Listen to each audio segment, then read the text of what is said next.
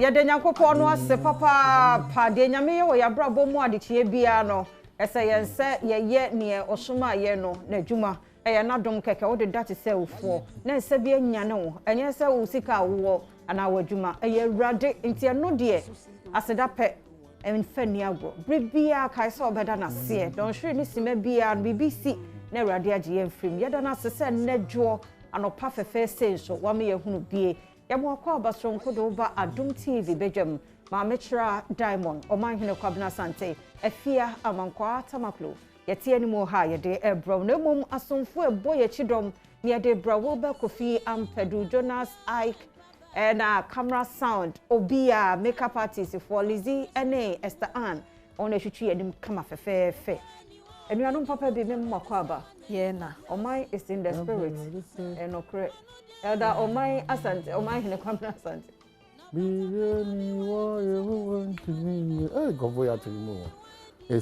anyway my main time say camera you're careful now share this observation and then maybe why to the JJ when I fear the problems abre ye obosumia and a mema nyina nyebi a ma ana di enim kan but a mema nyina nyebi and maybe we bu ani guso but a hun sunsanso no edi edem Kofi Ampedu unfortunately for you over Zoom massage no church ho kani we need a Zoom into Germany ni Ghana no so we gina ho watch na ni obehu ya e bi hu boko anopa wi anyumre no me se pills no enya daje edi djuma se de esi person esi di djuma bia ya kire esi de esi ye no nko ade it take advantage some of the times edi di djuma e ma na matimi kokama breast cancer bo so mini na so mema ne ma nyina ebu o mani aguso mema ne ma nyina ebu o mani aguso edi enya ene mema kra percentage no peja ne mu kakra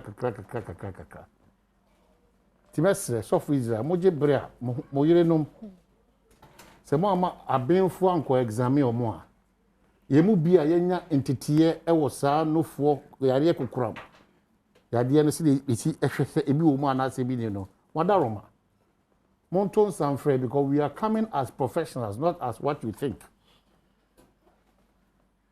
na intimi ngibre ehwe na yesusom ne nada no ne se pobi ana adwo bi demo a ya yentempa ya doctor for asutri ne adefe na denchi na ma odru am let me free oprekopedi ama nye ne bon eso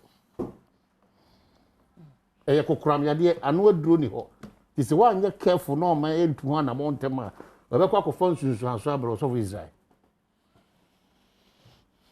mo amumi so na mo ti ni o makomusu yi no kura ye kan so no emu ahome a mo gu nyina no yeti ha yeti ye hwe so du peja won sase no eto ha se ofa onsa no mesra onye nsa ba wi emu ba emu nsa ni bi yemsi a ebetime twadi pedia no kura da bi o peja sa o jibre asa o massage no wa jibre Ampedu hwe na ba kire ozu o de to ase sa Lizzie mi wi ameba ho o de to ase sa ha fa to ase me ke wa so ratna mpara so ha fa to ase jibre na afi wa doko no susu mia me nkaze mia me se o defe na bo zo ho se juwa bi na de ba kakra na o doko na o defe me nkaze mia please ho ya ba jibre na mama chia no everyone no me di agro please me nkaze mia me se defe no because ye hese juwa bi wo a omo ndase we dey utwa so ntem there be size when you breathe too much but omo me ne ya adwense na ne bia no ade obi ni mo no wo kira asase ye dey abotre na ye but say dey wo fa ni bre no ti say because baby anu for wo no be ma ko ho a ansha na wa fa ti men ko ya grodi ti wa fa ni bre amata ho o no yire dampem me say defe man kase tintina ko mia na agbo fa do o mate you know what I'm Mano, Mr. Mano, someone tamper hospital. Ghana for money bin. Apart from say, Kokromu, the breast cancer, Kokram, no. Mr. man so mon kona gynecology sense and check no ma bebre omo me man so sa because ni ba bebre wa no bia inta titru mo multiple sex partners no it's not a joke because all call hospitals are yare ni bi o adokuru memma ye bre wo ye be mamu ma so titru memma na ko fasa ha we be fi Mama we de minchwa no mesro ayi enya kokuram no pe cerebral palsy so ho ya na it is all this bi be yeah there yeah mo fra no ye bi no nyina de isu ba ni sa adwene ne wo no air condition bi wo no adwene na for me e ho na e develop ba no maybe a BT acho ade e betime yes isu ba we de ba yi ba we de ba na e jade sa na ade nsem enso nke bi ya de no ko hospital ya frem ko ya nke be yi nti ya boda ro that he ensure self afi bia ma isi ma ye kan afo mo de so do we be cerebral palsy so e has enra so na mental health day depression no stress no ni ade nyina ma adwene mu eye ntanta bebre just that ya Frankie onam no kasa and they are normal Debbie one of us nipa na nam dodo na no ati na demonstrate it say normal because ona me draw na tell hey osa chama why you dey talk you know they see it on nam o kasa no wa had dey on rent time so njo ya calculation me fa motor cross see her me 50 me just na me call me bank me adjust 1,500 na me man school fees my Debbie me baba ko so you know see ready I didn't even know it was some problem within 1 second. Timon to was. But Mr. Happy birthday. Juma for me and son. 11th October 4. Now the edition for me and son. Yes. I know mutin kwa. The edition e your chiame amwakunda kwa. I was in 21. Hey nyankopon.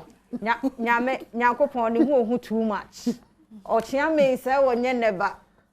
Enfia duonum ana 50 ochia and before I did 50 best I come on there ye hu de obey why say that you know who knows that papa ochia me amu akoda kwa who knows that enfie aduonum 50 years no rather than some for another 50 years so ochia me say me more training enwo ho sa nti ochia nya me hira no nya okese mabna duho amankwa onso na ye wawoda nti obatan atama me nyame hiraw nyame nya okese no nya okese pa o mabna onso ene rade de afe ba kwa ka no obatan no won ntime hwe nti no mo mbete no aka che mabna ena oji poncho asante achema gogo e report ono so wo ho nti oji ye ni prof ni dini krampo de say bibi bia mo ako Isaac amako oji poncho onso nyame hiraw no nya okese rade nya mokese pa mo different no mo fie ba mu nyina enye hira ochia me de 50 ne de e be hye de di 50 de e wo se ye di jubilee okay so enye beten de di sada de dama koma so ne sempese me bo wa baso anopai se de wo de ahoden e ka kire unuano mema se omommo ama no no mo hwe no fo no ho asem no enti sa bosumi we nso ye bosumi a oye oba na asem ofie a enye sa bre na ade no fo no be kame be ma no because sabre na ohia no se obehwa ye ho adwuma na nya sa time nso a okwa akohwe nofo no ho asem na ade koye wade ye wo bre de ye sa ade no ye wo bra nofo no nso ye de examine no asem ye mpeka ye ka no bi asintra se so eho hia asem bia ede nipa foforo ba fie na ya ye ne kan ye den ye Ghana fo yanka se ye pesa ade no nyoma we ne ye ka no bi asintra se kodem ko skills ahodo eno ni asem ye ka obi asintra na we de ho tuwa kaka da bi men to me so ade na o ye na ye asem no kre ye nto sebi eti Frank na oye no nti dem betam che Frank ne say ebra ye de examine no for cancer nya sa bre no ene ye de examine no for na eno de enko ena eyi de me so back to me go that where did I come from you came from the zoo eti ala ko ma hene me bo abaso why ade ti ye fa before be share papers na se no nyame animu ni wa won share the big talent show no yes me say wo ya kechi enro pa nyankopon mo yes obia wo talent obia enro say guy pa let me say we celebrities ni we dey wo enro we are from picky celebrity status no kwa frank omo ba bodyguards and wow. Momuni, Oma ya dear. Yes, Oma ya dear pa, the Omo ya nefe. Na se obi a wadu ma chede. But se mpie ye obi enyi mpie ya. Ye nhunu. Enra berasa. Berha nyum to. Any sini like Omo ya dear. Tia the sponsors no asset 21st century. Any lemon darling drinks. Ya do ma se ne sponsors ni nyina se mota dwumadi echi. Na voting ni hia. Yes, will be a voting, baby. I do no voting. And to ama wo nipa no a na odi nkunim. So one to amanoa, oni nkunim. Afo be we na de be sha judge for. Ene adwuman. Yes, mo a vote. And ebe mo obi aka akansi the big talent show. Kwasiada 8:30 p.m. bia na dem live wa Adom TV and as Facebook. Nti mo amaje breshe no. Ya mi shramo. That's next week so. The almost ade ba no. Pantoma. Yadamwase papa say muguso hwe Adom TV. Okay, so graphics is saying. Okay, graphic de osaje for osiade yu adima bedu doma henefo ni ena ababeto ane Dr. Kwadwo Afarijan, former chairman of Electoral Commission. Na womonsem no say Afarijan doma hene kick against LGBTQI+. Wasem da nti yenyansi ho. NSS to deepen collaboration with institutions into National Service Secretariat and so say woman shede no woman ni enyumaku ahodo aya omode omanfo kohokoye National Service no womo eba behim kena and na 2 bodies retrieved from Ofin River into Ofin Subonte no enipa bia ekoto mohwere womo kwa no matumi ayi wom enti kratafa no de etoso donso no kan sembi fa amanyosem ne yen constitution no si ebeye nsakraye e de afem onsaka graphica obetia seyi delegate abokrata ne de nso a ye de abani mamponfo na abo energy minister na basho no mampon anes na poko pay 6 a de abokrata no ewo ehonom na delegate de abokrata kase de ni mo ha ye MPP guru impregnate NDC guru impregnate daughter causes abortion into yese central region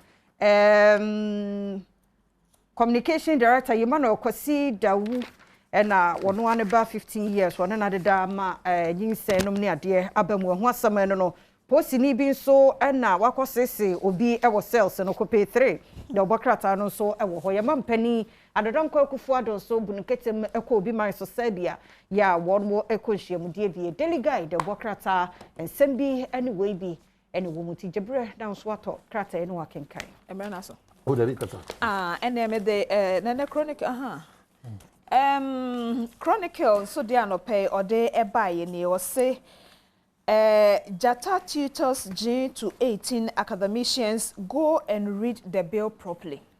Hey. Yes, you can say odi nkomo bi. Na nkomo de na sa hwehwe odi aba nipa maako we kase. Se gibre ye ko bi ko mo kan sem bi o se bill om the call parliament no enya de meanwhile no wasa ni CNN yes njoni bi akodi nkomo ama ono so akeka na adwa ache no yi pa enti we no hem say still na so kase mo abokasa bebebe no mo nko kenkan de me de call parliament poti no ansa na ma ba abontin abekasa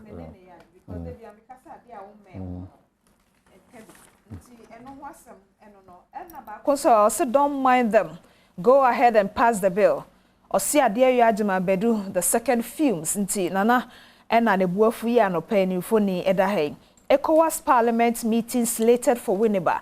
Eti eno so rafenyo maken ene ohene nana apetia kofi a wotoso nan efoni ne bata asemi ho. Okay. You go focus here. Amen. Amen. Refi ko refi. You focus here no to make us you can see our sepe and afi efisem ni pensin electoral sama ye kwaba.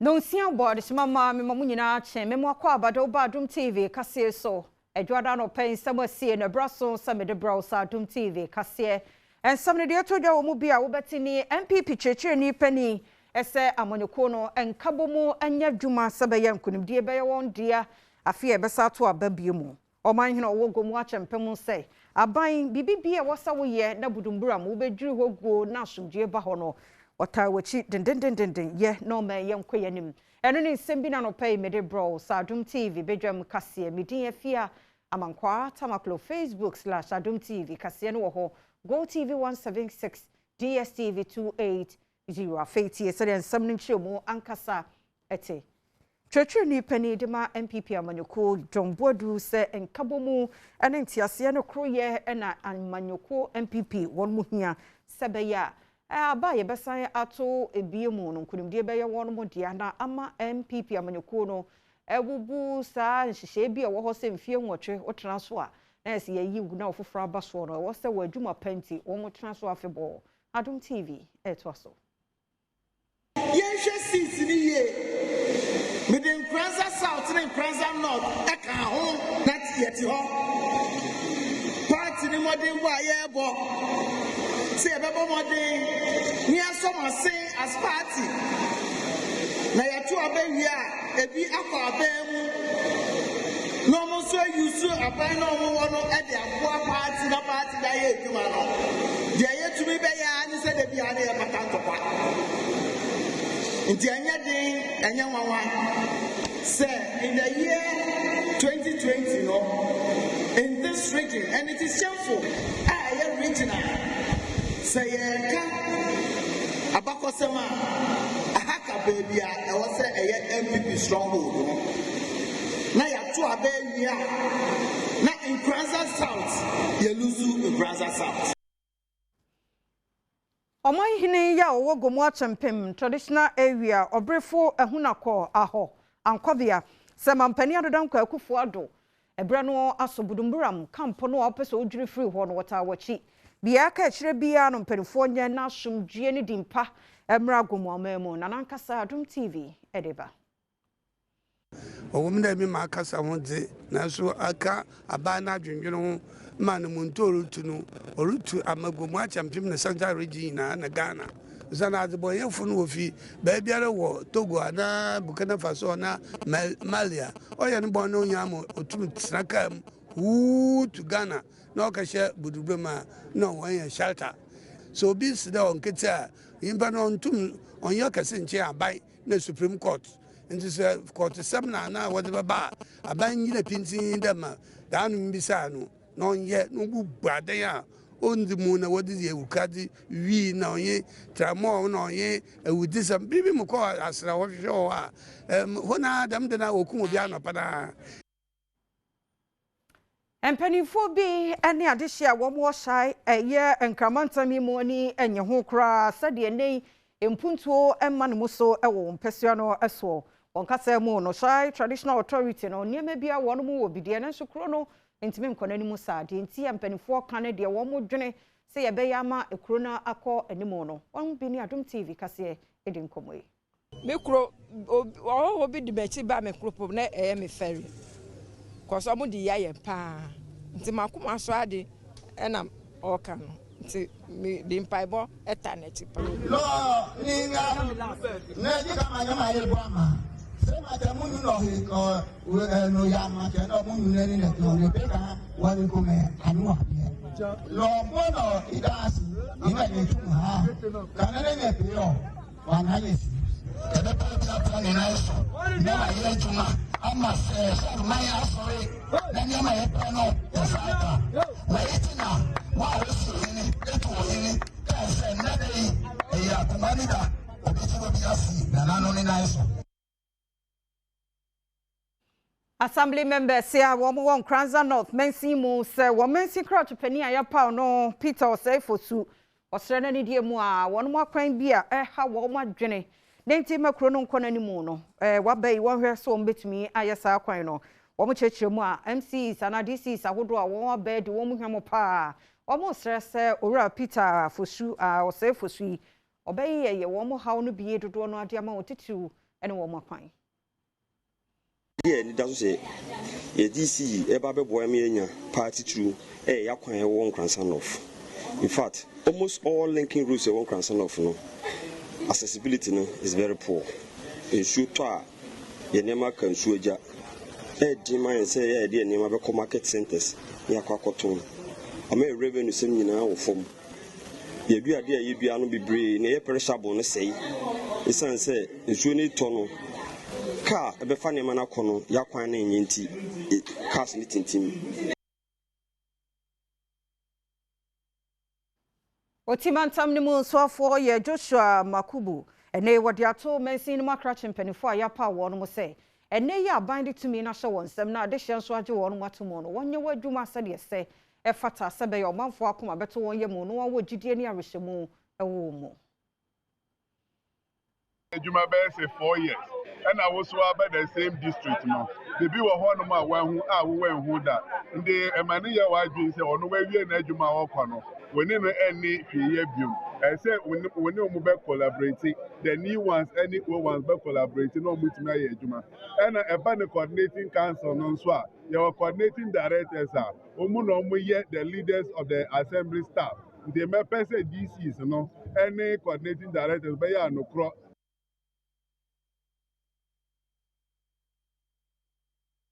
Niento akasia no eso ye kwa toya bantam no emu a MMDC sedu emiensa banbo wo mu de no emu enwotwe de assembly so no age wo no mo atomo anei oba be hye wo dwumadi ase. Just as I'm here as a rep for the president, they are also my reps in their various electoral areas. So mine is to make sure I coordinate with them all the time in pushing their agenda. I cannot be at every place at the same time. So theirs is to let me know what is going on there, and then together we all try to solve the problem or whatever it is, push the agenda forward. All day MPMC working bomo yejuma. Because ono so now we from her. In so working bomo no development no akodo. But MC na no kwan, MP na no kwan onye ye. But working bomo into afucho no more I me MC me MP. Honorable Ebenezer Kojokum Chieftaincy and Religious Affairs Minister. Me no boom ya yejuma. Into almost one boom ya yejuma ya yandama no ba Ghana. Na nya ne ko wa yete do no akọ n'enyim. Ye mpemfo abaye bi. Na afi ne yebetena form. Because one when you are tackle one na ha so sai. Mienya no so na Adom TV Badwam kasia no pay na ha na brema kwan na me de asie me din afia amankwa tamaklo me ko agudie mo nsam Professor Ike Wallace eba awosapa wo ho afisem pensem mu nyina beba promoto a sam foforo bebo akwam sa Adom kasie me din de afia amankwa tamaklo.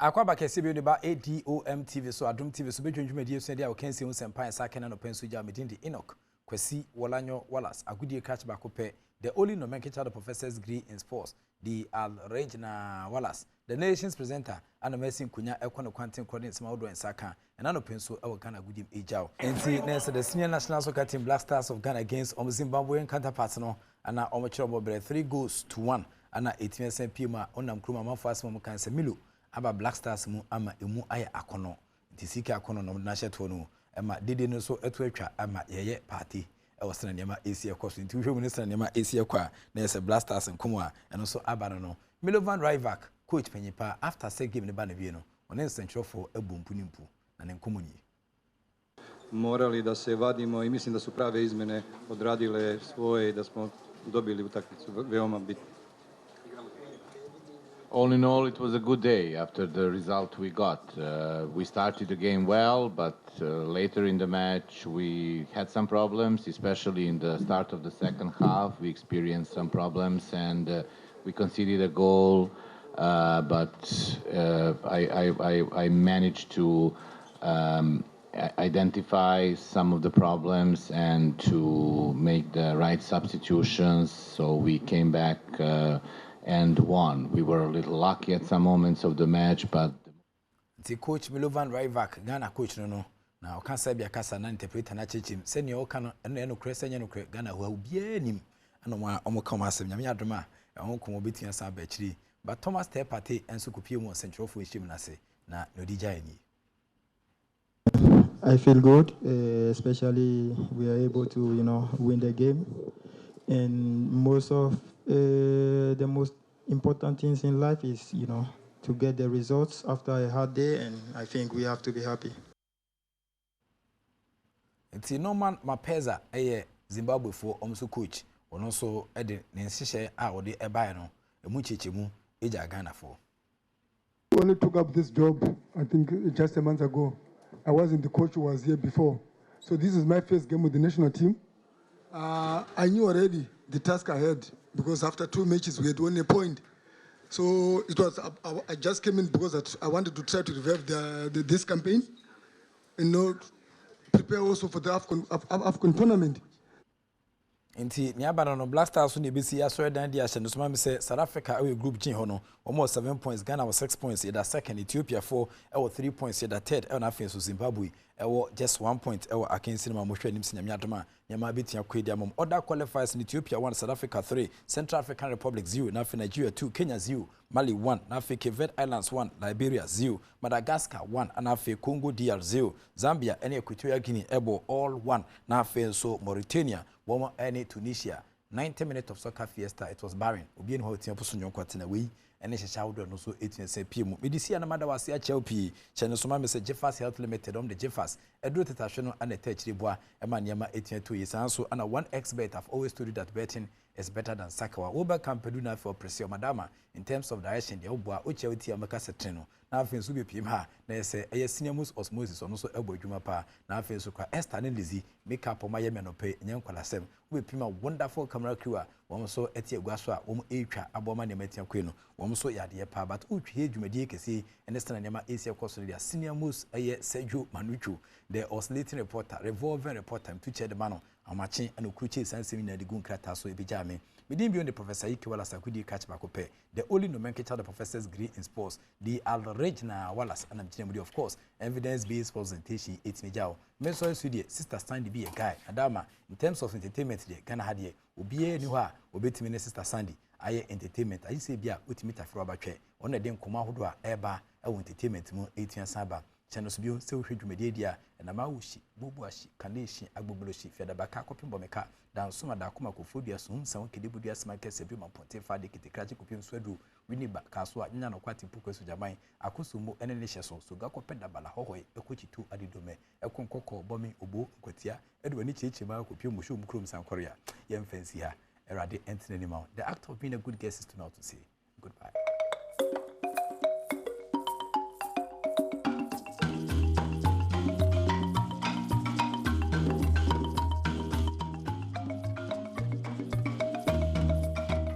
Abusiafo nyina memamache ne mpre no so efisem komachoche ena edu so ewo bedwam na ase no eye wodia se wanhwe TV bia na wohwe Adom TV ne titru mu a mode madaje ne mo data a yesika ehwe wo Facebook ne social media handles ne nyina Adom TV ahwefo yedamase matena se wo efisem so ye ba bedi nkomo ena ye nkomo a ye ba bedi no ene se wo ye nipa wiase a wo ba ye wo kra wo ba ne sen obota airport ya wo de ba wiase no wo be ye den na wahu sa abotae no na wo hu wie nso a wo be ye den na waduru hu eno ne ye nkomo a ye ba bedi a Father Moses eye life coach nti wo ba beboa wo ama wani aba ho so na wiase a wo ba ye sabio se doko na abenu aton ya wankwa nkoda ne mesin sa wo be che nsa na waduru botae no ho enti ye chiwadwe asiniema bi so efise obisafo enyira kwan Ochiamia mwakonda kwa happy birthday to you. Ochiamia mwakonda kwa eye ni dasoma ose. Senyame wakoduo ni mpa enadi mutu da. Ochiamia mwakonda kwa happy 50th birthday to you. Wunti miwe ni daso na wunti ebinu so enye ni daso. Happy birthday to you Ochiamia mwakonda kwa. Ni aka no eye Adom eye package. I free you ho Nyankopon chen ena mesrede ma o se efi enade koi ono anka se rade no offer sa package no emro na enya wo ne ofie nyina yie amen mesa do wu owo nta maame maabna happy birthday to you ate Adom de mantafo awo anyame de bidomo no nyame mesrawo oma ho ahoden onfa ngosra mro na efi na ekowa brabo enye dedede Oji, happy birthday to you. Oji, Adom noa, Nyankopon Adom e manipa konkan se tokromu a eyi upie no.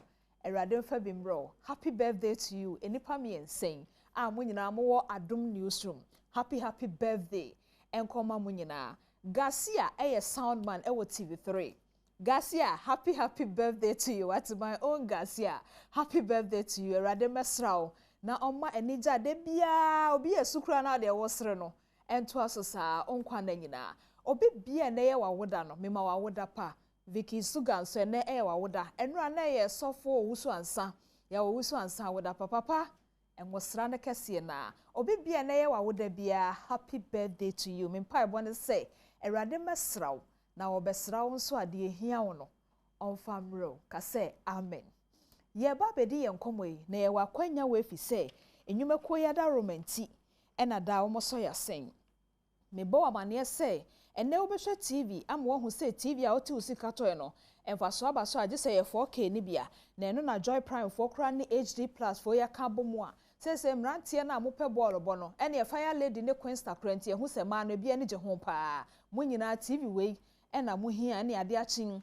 wo hwe ma metra diamond wo so a bibia de da kama nya afi na ase ensuo to ye nti na wie mu nya da bi we bi no to a ensuo to kra be TV no clear eno ena me kanfo ede amawe afen so ye obi a wo ani so aho de hu so pese wotu kwan ya adwuma ko ebetumi aboa wo ama wadu sabotai ne ho no eye Continental Africa Limited omo say wo pese wo aman bi te say Malta, Portugal, Italy, Czech, Denmark, Ireland, Canada, Croatia, Romania, Dubai, UK ene wiase ba bia abomamane na ombeboa wo ama sabotai no watumi aduru ho Fra 140 712 951 and I say 0201 055 027 Wombeboa masa brochire ni so ade hunu no etumi abam ede amaw sa enwumeko ya da romanti anope ye wakwanya se ye bedi nkomo na migoso ameka school for no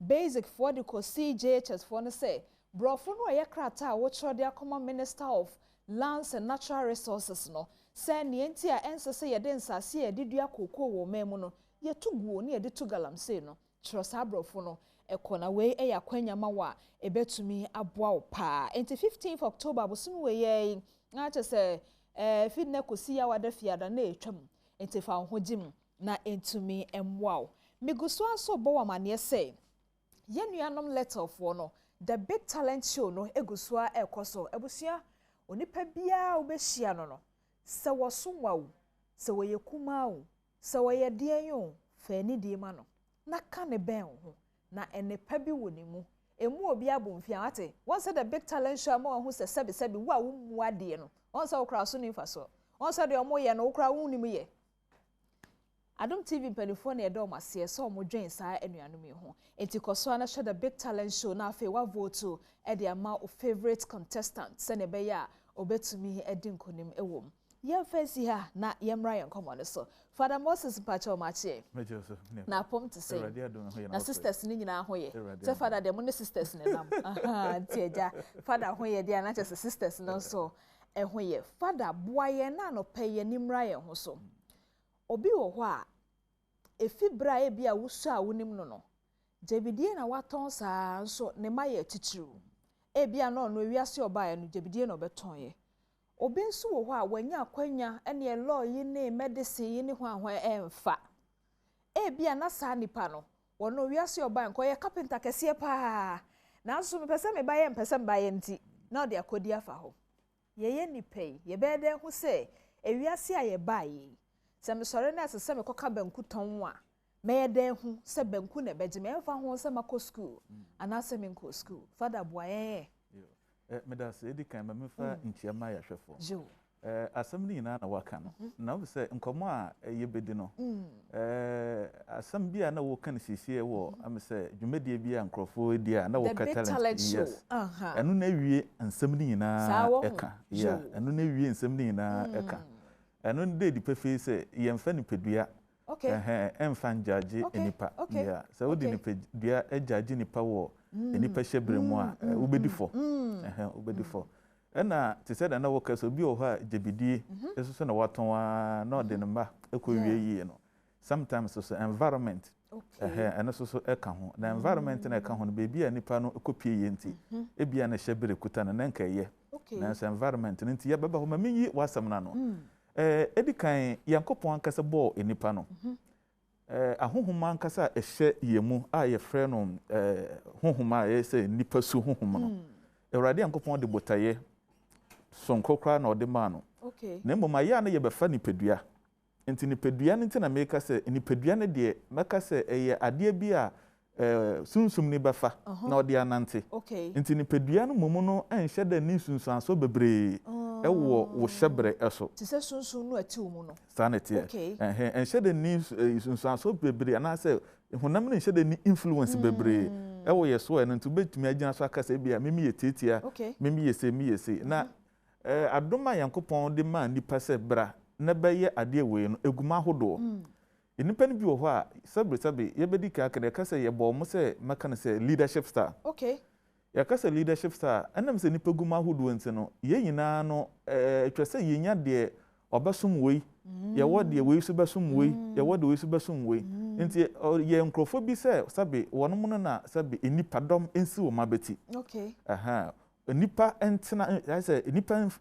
endidi mfiri omo nsem nipa nhwehwe mo mfiri omo ho nipa mfa omo so endie nti ehwe san nkrofo na beka se wono mo ye banodifo na no na ya na ye wawo ahyese na ye de ma I see na hwan de ma ya obo ade no a obo ade no obo wo no acha wo wiase a wo ba no wo da na yem kra no wo ye kanifo efri na yem na ansa na bojeto ne ba no ahu se eye honhom ansa na etwese ben asase so na etwese efa bojeto mu nti ansa na wo da yefunu mu no na hyebra ne kan ho I see dada okay ansa na wo ba ye de wo ye woni pa bi wo ho a ono ye kanifo oye kanifo wo twintwa na namo wo ye ne dan wo bedi kan sa wo ye ne se dan oye kanifo sa na ahu nti se ye hwe wo mu dwumadie mu a ahu se o nananom ahemfo wonum hwe ni padom ye wo yempenifa ya mbetena politicians wonum hwe ni padom ay bekasa banodifo impo ye wo asofo ho sa asofo di no na mekasa kandie no wo ho no na obi ho betu obekasa bi a calling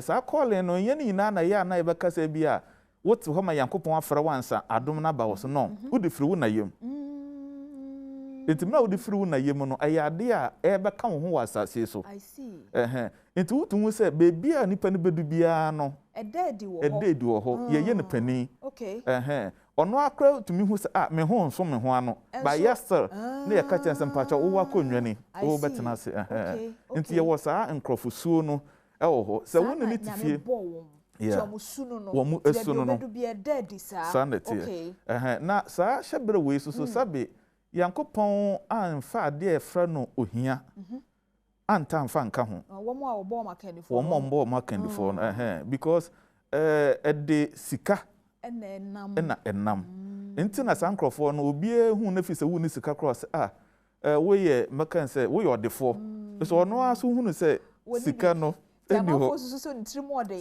eso na ampa ni kutre se obi bisa na ade na se wanfa ama no a na ono ankasa kra no ye na ya wo mu didi ya kra no omutumi yi de both o mbotom de mankrofo but no ono ankasa kom de no omutumi hwe wo mo nkrofo mba na ono ankasa ne de kra no sabe because ono sa na ye de bo no na uka bibi se environment ye fa ne se obi sa na nyame bo no but e bia ba bi okopie ye no ho nya ba bi a emani perfectem sa emfa ho ne sa de no tokro no nkra mu o hye no sa akan nie honhom no ebeda dia na say environment nti ebeka na hye sometimes no yankopon wo bebia a ode obia ekopie ye wo obi o ho a oti krase sorry to say asem bi esi kro no ma chese be na so ansan so onye ohene so obi kwaware a ye hwehwe nanim nyam na ye de akota wa n'echi asem esi de den na obi aka obi antie no ono de na no kotum pe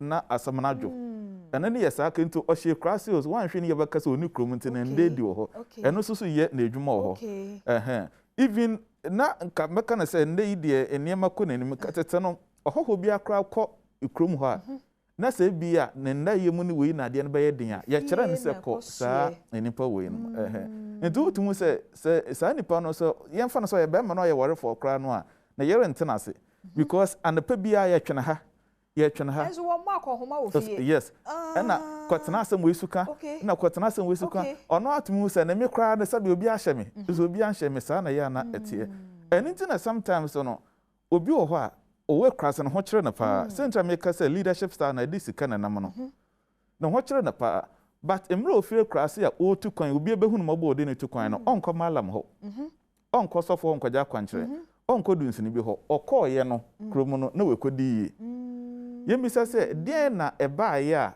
hyebrebe na ekuta na na ode tie krase ho okay and sometimes so no so kra no sa leadership style no wutine mu ache na se sa na niamate wa akra no a bibi tumisi yenhwe mami anansen yi eche kakra ye hwehwe nani so wo bank bi midland do say mid hwan senate bia no issues tumisi emani yiwo ye den edipie okay yes okay enti eye den ya bibi besima ebede di but eya na montuo because amami wan ko save wo ho a wontua na mo anko save wo wan kan na di enti eno kra na wo trust mu say Abraham fi na jafi enti emfa ho ne ne nyame dodom no eto be ese otua na mo na no na aya wo ko ho ana wo ko he no ye pese ye hu say e ba ne sa me no say obi wo ho a ebi kra oya bamu a na oya baya o hwe baabi a wo hye na obi wo kran kran ha no te ye kurum so ne kasam no timu se wo botae bi enye ha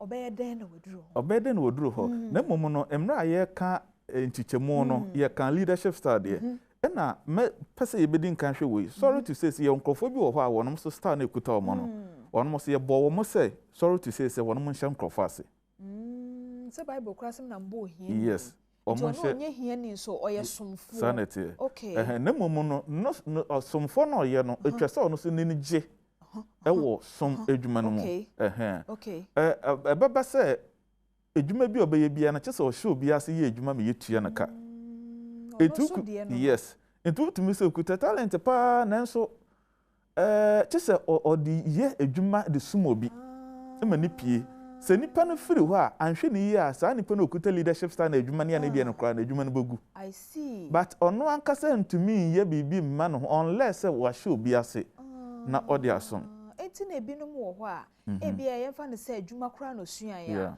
odomfo bi adom na bie container bia ma na shop enso adwuma ma adeso tum na mo ne obi koye we campaign a de bi omenya hode akọ na nipa ko na adwuma abansa na etua ne ka anti ebinom so de no obi mu so ede no ena ye wo nkrofo bi so ho a wo mo sta na ekuta omo no ano so e wo from part to the stand say ontum enwene ma no ho anapa bia no chese e ka kire ne se ade wo yi wo ha koye wo yi da ha koye enye ono ankasa no plan ma no ho oni de ono ankasa no onim se o yese o ye no wiase naturally oni plan no I just say shanansa yes and I just obi ye no akope yes and no no de na joint me nya dwuma sa whether good or bad etwese obi sha no say even say en tro no di sha no say ye no crew so okwekowu so ye den o chise ono no ye direct no say onko na onko ye enti sa nipa no o tete no a ana say bia wonne ne wo fa ko a obetumi aye wuku obetumi aye oba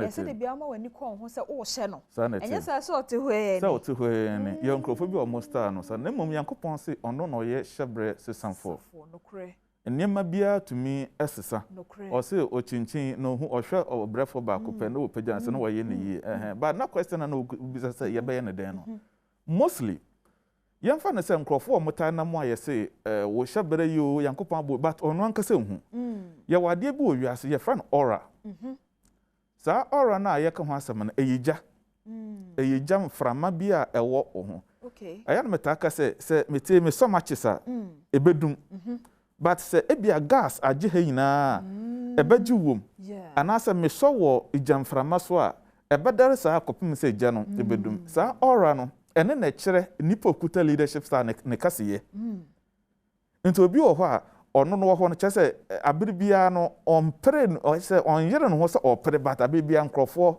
ediba okay sa ukuta star we a wanhwa wonji yankopon di wonkase yankopon ho because amafo ya konche ne mpaibo no yes ade bia cost straight at the mount I see ebe ya wadwen se eye wankase wa ho ode no wunyansa na amanioma nti de ote ho a oya enye yie no wonte na so hwe beka so yekwadwofo Father Moses won waka asem wanhwe beka se anano pani bi wo krum ha Ghana ha wo bie na no a woseme nti asie so nipa beda asore no se woni 10 Ghana cedis na nipa te se wo na wada asore se mini 100 Ghana cedis me di pani ne ho ya osa na se na krachi de no kasa sa na te say oye saafo no bi ono no wiase obaye no wotene ba bi kura na eba enti wonim ne enti ense so obi beda sori no ni 100 cedis ano ni 10 Ghana oh okay ya shada de acha no na ne aura so ekuta no so eso na saa aura no de wo mnie sania kane no mpanifo atwe sekan na etuo didi akono na wo mo de je niam aboso no saa na wo aura enso so a aura na nkase di akon je niam eboso enipa dom beba be hye wase enipa bi wo ho ase wa nkoto wa ondidi so oyima think say bia enipa no na adwene ye adwuma anase ompa bre anase so aura no so a che say enipa nkasa koto okay eniam nkasa etese obi a oye fomudwuma na asase no eye very fertile okay so wo kɔ efom kɔdɔ na fi sɛ wo anya ndobaye a ɔnte wase because ɔhwɛ asase ɔno yɛ adwuma wɔ so ne deɛ ɔyɛ kyɛ sɛ han na nkasa sɛ fuo na nkasa pre no ho ɛso aba yie ɛde ma no in san nkrɔfoɔ no ade a mudi ɔmo so besom bia no ɛyɛ yie efiri sɛ nkɔpɔ aka sɛ san nkrɔfoɔ na sɛ be nipa ni di mfiri ɔmo nsɛm nipa nhwɛ ɔmo mfiri ɔmo hɔ nipa mfa ɔmo so ndi yie ɛna wɔn a ɔmo kuta star na ɛwɔ fam no wɔn sɛ nkɔpɔ ankasa kɔmo ne wɔn na mom edipendence na wo aura etie obi wo a na star no wo fom na na aura nkasa so ekuta no so sanso wo fom na aura no be bi sese de yan aura to me communicate e say sometimes no say bia wo ne me na me ho adwene besi wutremu a wo fa wo phone say wo fra me a bahwe na me ma ye fast na me ko e besi wudiem wo ho a wo ho adwene besi metremu a mete ho a say na wo pies eno nko akra na me bo wudin aura communicate yes aura na ma obi wabo obi panya enipa no tumi kai wo okay nti obi ho na aura wo fomu a oye papa nipa nkai yeah saa na homom kuta leadership star no so no so no aura wo fomu ne so oye sofo a obetu abo nkrofo pii na homom kwa brochini na obi en ho kai no nti o se media me ye papa mini aye nti sometimes no empire na ye bo no sesane ama na momo no ye nipasu eni nipa ban na niema kropote yankopon de hye han asase so no eno no wo maka ne sansunsuaso e wo yesu epi enti homa mo star no wo fom no mostly se ejuma bi na se oye na ejuma no wo fom a it comes with enidaso onum se chine be yi eso wo ne hwan emfa I see today bia wo mo prebo modern yes nanso ense dan wie peyesa yes ena saa nipa no de yankopon aye ne se ne star no wo fo na sa ne aura eso a chese wo akoka kire ne se wo ye hiani ansa na we hu because odidi otie ne ba school fees ne hoto no oche kokko ototo bayire yeto aura no so yeto nti oyoke unless say bia wo de wo sika akwa challenge no ma wo ne hu se sa na oye hiani ansa na we di no mu ya esa yankopon ye ne se mammo sa na mani na no wo no mu ehu ento timu a obetumi asum obia bibia kra ne nka ncha na se ma me sori na me nkoya ade we ma me ho ontumi nkoya da na de bia not ho but with hope echine beyi na odetimu I see na de u kikan no wa kra wo kan ba ko se na onim agese obi enti obi wo ho a ewiase obaye wonye kwadwofo nani da ho omobra bone enso wo be ya obraguo nko a enti usi wunyi mpempenso so a we no yekwa bisa na se we no yekosofo ho na fada na nka bebu nkotodwe na wahwe mu maso ne yapampam na wama yehu ana se wo be den hu medasipi ye wonsemi ho awoka na ebeti obi kakra ene sen se na wo kasa nipa bi no mu ye ntentia ntia ya hyebre no eni ye nipadua ho okay nkrofo bi akire ne mu amu wanhwe ne ye ya wote ho na wo hwe wunsem ha obakasa na se na mimisem die enye yie da yes na what about homo a ye wo mo no wo mu se twa but o magidin wonu wo sika chen ho no mo amu ye bran ne na de fa waka asem yeah David jina ho waka asem kese pa example ye Nick yeah so ni oni ntino bia ko bie ne nsema ko hese line we ko zigzag and ko straight yeah but ewiase ni mu o say ehun se lie we ababa we yim wo se we ya achia sika ba hun se ma be fira ton we na de ye shabre ye wade be fa stigmatization yankopon amfa an to enipadua ho na wahu obi aka se wo de ndie ti sei se wan pusu nipa no honhom no a wuhu yankopon amma wadom a wo de behu so a wuhu se ya de yetumi hu se wo de no wo nsem ne we na de te se sample te se de homa mo asua niam e ka no a sorry to say enka wo ba na wa hwe nsem yes ba yankopon ti hwe sometimes no se ya wo obi na se ye pese ye delay ne shabra abefo delay ne shabra na se hu mu delay ne shabra won ba mu mehwe nsem ho na e communicate. I see. Enti obi se ya sesa wo shabra ye nsesa no. Wow. It is never true. Obi antumi sesa obi a shabra because ene na ma wo ye wo nipa bai ba wo be delay no. Aha. Enti speed na sesa e ko no. That is it. No they are too low.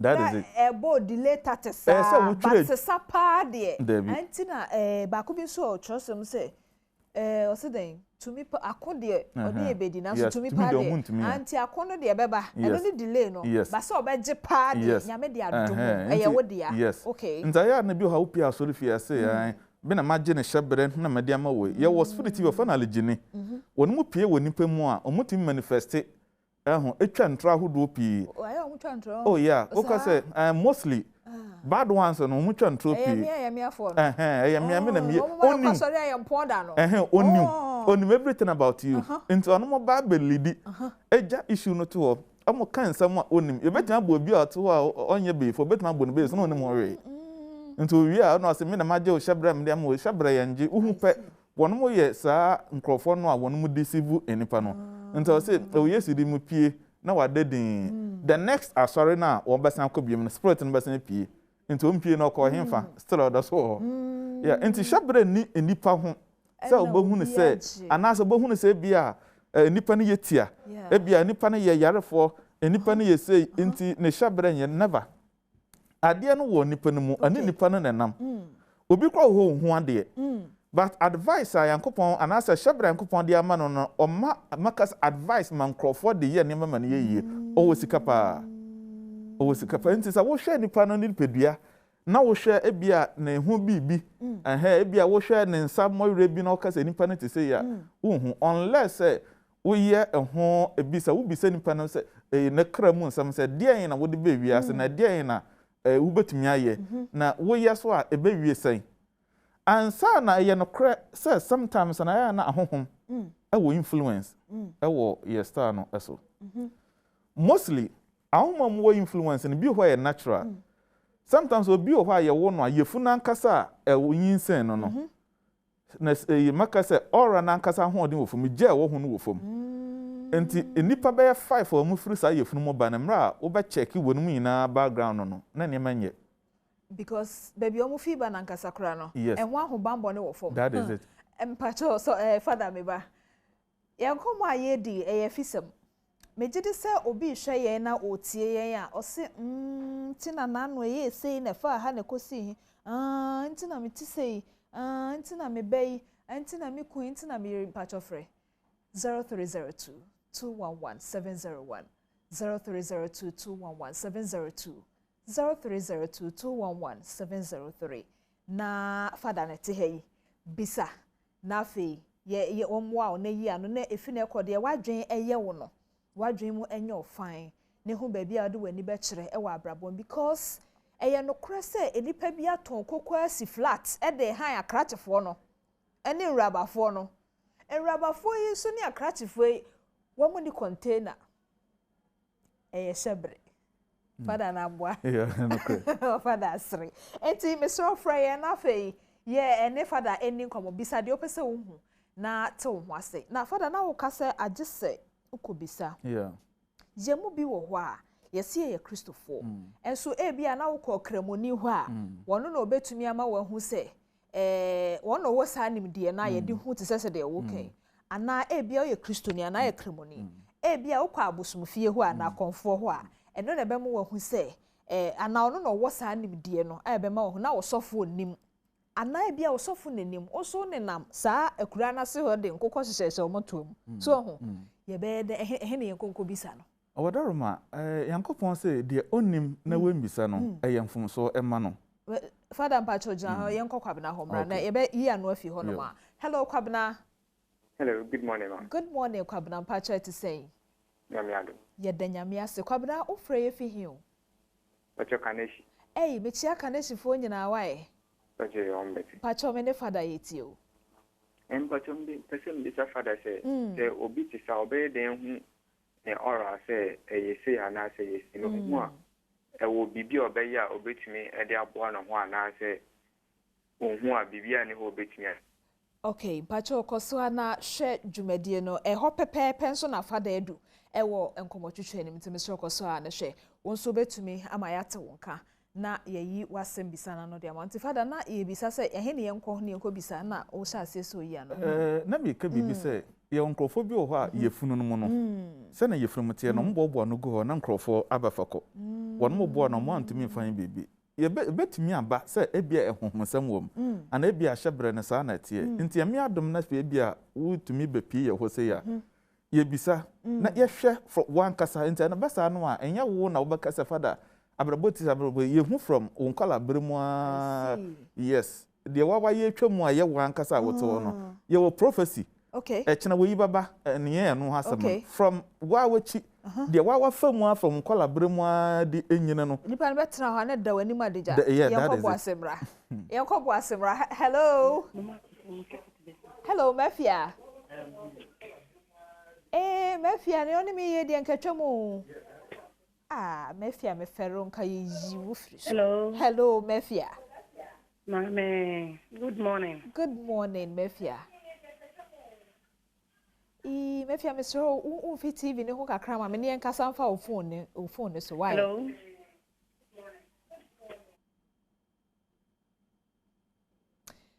mefia wasem no hia me so we de wa moa me ntimpa cho me so haya na betimi aboa wasi mesro ofra entie me fa TV ne so o de dum volume no na fra me fa o phone so na intimate on kan ye what baby amene Father edu no ehe na obekwa akobisa na ochoro se omho se no ba se na diamond kotena father animu a tada hemsa na ye fon no owo me no kromu ho no na no primary school ho no enkwan mu na mbi na me wi aye no yi kofa ha se no na na wa kire me baby am dia bedu me ba me to nkra ya ba eno achi ye beto so me so try me nko ba bia why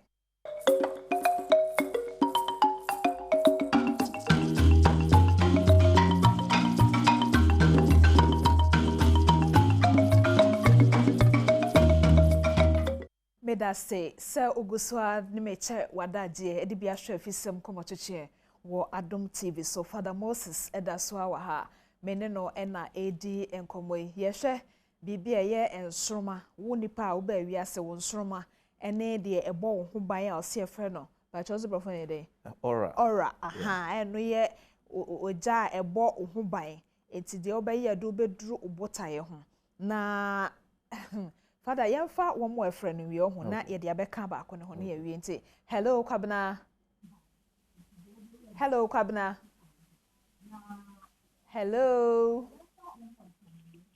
Kwabena my crowd ama wo na so ye ni nkobo okay say Kwabena enye crowd papa nti hello Mpacho Mpacho yeja Mpacho mpoma erade dom na nswe Radio Domboko. Ye de radiase. Bacho na me pese me bisa kakra emra father ekasa bo so say destiny yentimi nsesa.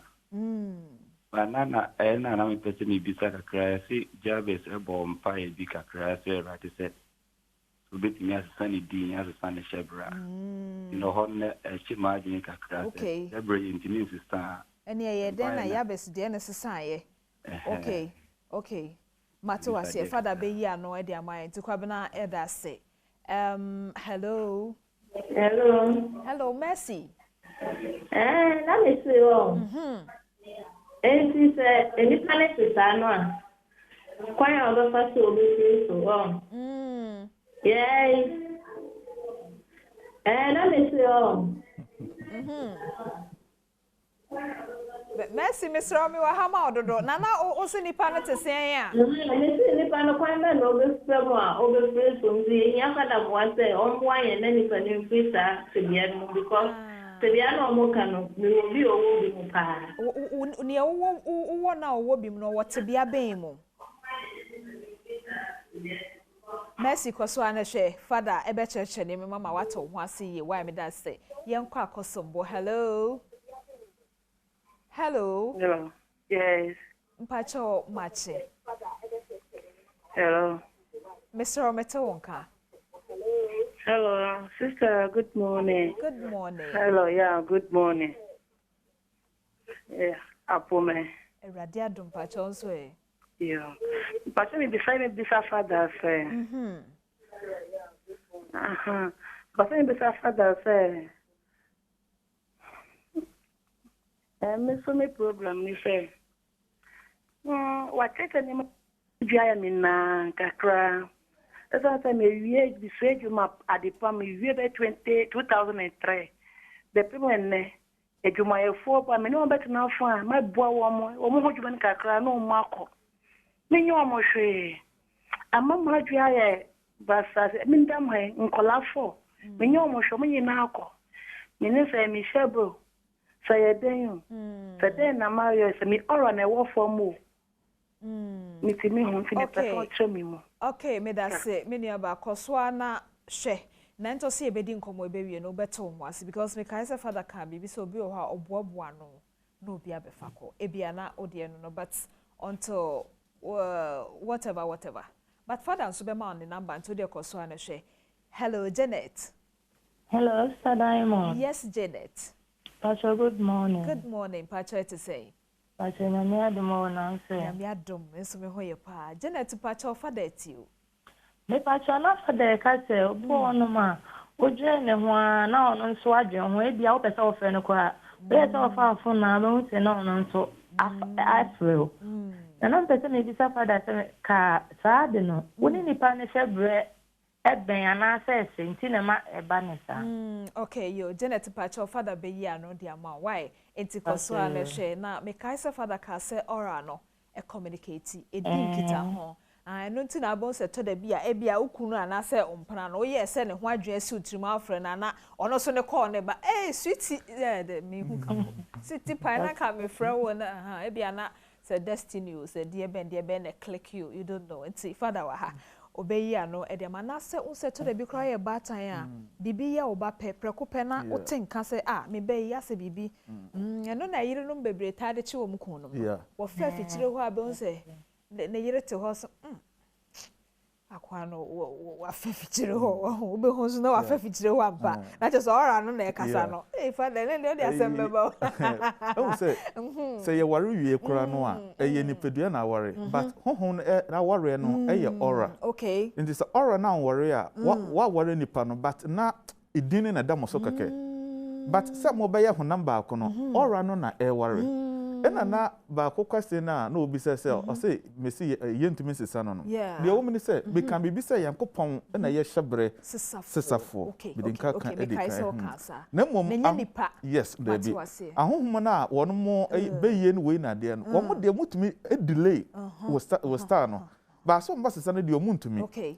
me kai so kasa ma o de fato ho bi kura ba say enti na ye wo abofra oba o mebi oba ne nsem akola mo no kro no wakata ne nsem no na ne momo no ne honhom kasa okay me kai so kasa nti ba twa no ya no yie de ma ye nua ba ma no esan say ya beside no hye ne nkran say shebre yesesa bata ye nyankopon pe ene shebre sesa fo na nya nipa enti say ye di nkomo e wo ho obi wo wa na dwen si obi so say nipa asumesi nti na nanu me kwa abrochire manko nipa asumesi nti na nanu me kwa aware manko nipa wonwe nyame ho sometimes shebre no ansa na beye na dwuma bewie no esisi wo nipa mu sane shebre tumi emma obi tumi fa obi eye ne yie no the same thing na obi ba perform ni duty wo de wo shebre no wo kanti esa be perform duty na o de fulfill de ya twere afa ho no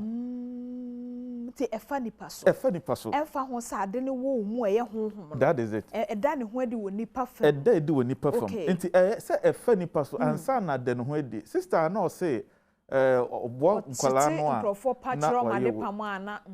Obi a ne aura ahode ne yakase no. Ote so obi a oye dwanhwefo. Okay. Se na yamwo no kwa bonte a nkrofo de kra sa afiri mu sa ba. Na wo aura ahode wo fom no.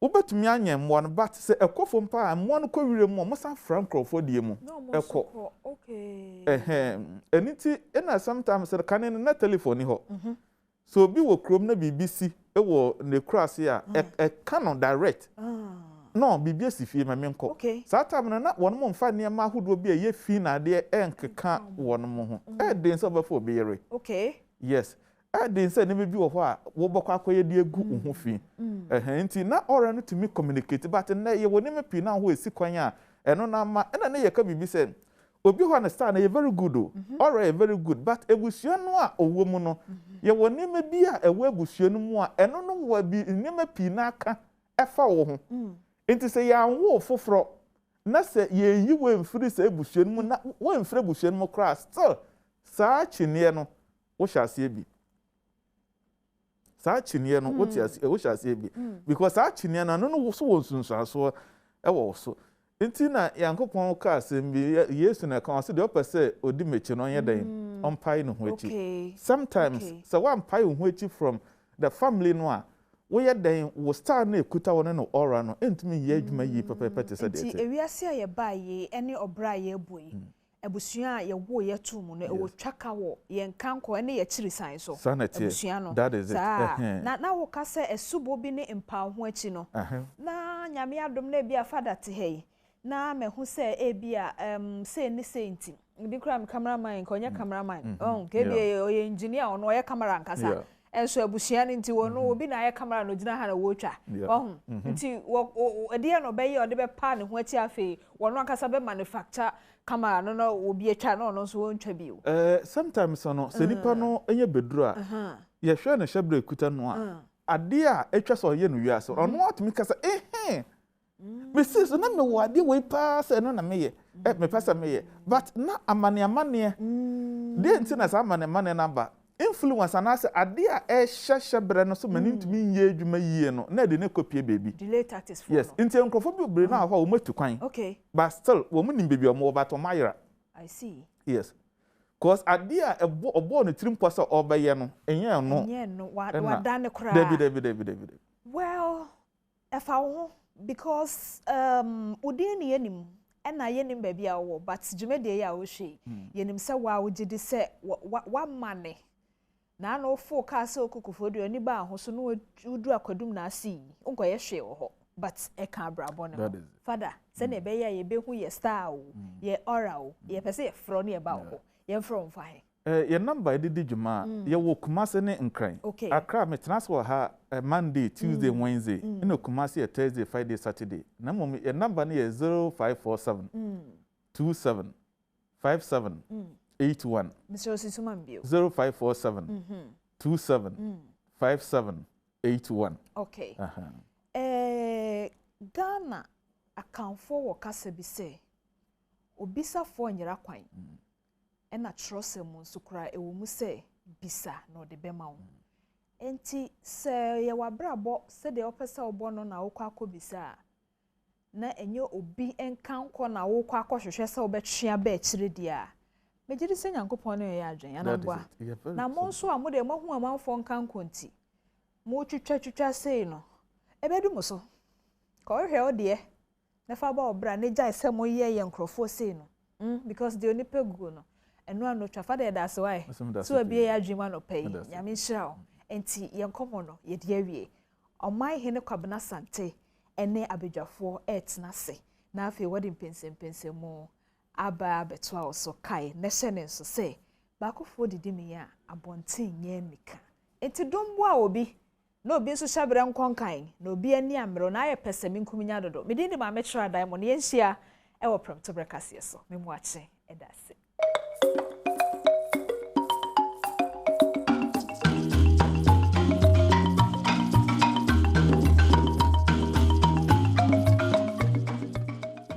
Well, as I said, we must say, try and come on this one. So, I say, Diamond Shroud and come, Eddie Abbey, Brasso say, and place more Kel Chaco toothpaste for Okano.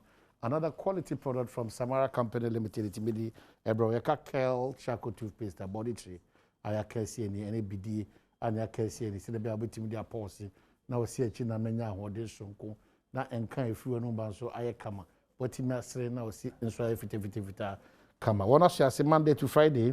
See, emphasize come away, Embro. One of us is Sylvester Tete, Machine Journey, Oko Botiano English here.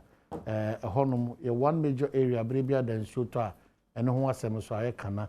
As in saying you come, Resante, and now no payer, Menoka. Still, Ghana is not getting a solution to that area. Very, very sad. How about Kwaba? It is a beer, come on. News file post channel, so now. I say, oh, what's the problem? You know, members are posting so on news file this Saturday. But constituency call. Nyamia do mama they say we are there buying him. Obahini. Nyamia do mama pedin say min custom say board chairman of Ghana Enterprises Agency. Hey. Board chairman. Wow. Ghana Enterprises Agency. Formerly NBSSI. Oh, okay. NBSSI. Hey, Adom. Now you need to baby. Not even a smile to meet. Yeah, cover. Yeah, baby, you go cover.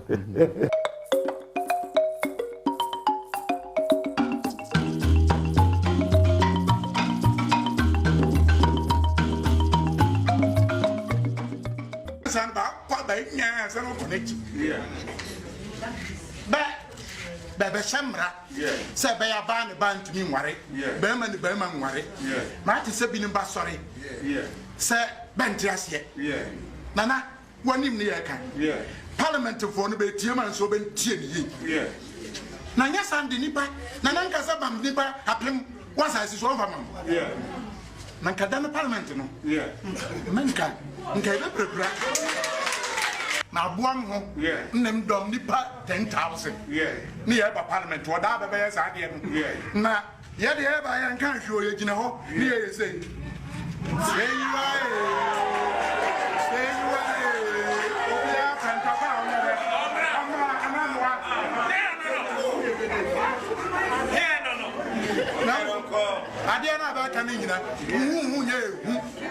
Well, yes, I bet we must say, yeah, try and come on the show and say, but quickly, Mamenka will say he's the only one contesting now, meaning the, in terms of the National Youth Organizer position for the NDC.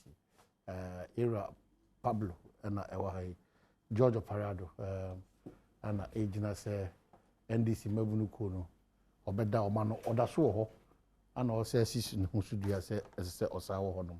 Yes, I'm winning some power there. So, Pablo Quaba. Yeah, you be a come up party. Okay.